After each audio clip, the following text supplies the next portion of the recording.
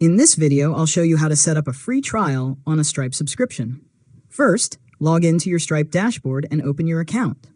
Next, go to the product catalog and select the product you want to use for the subscription. Now, open the recurring price connected to that product, or create a new recurring price if you need one.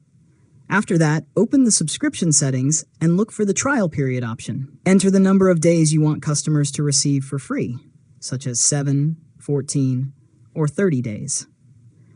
Next, choose what should happen when the trial ends, such as automatically starting the subscription or canceling it if no payment method is available. Now, review the subscription settings and make sure the recurring price and trial period are correct. After that, save the changes and use the subscription or checkout setup where customers will sign up. Next, test the sign-up process to confirm that the customer sees the trial period and the correct subscription terms. Finally, review the subscription in the Stripe dashboard and confirm that the trial end date is being applied correctly. And that's it.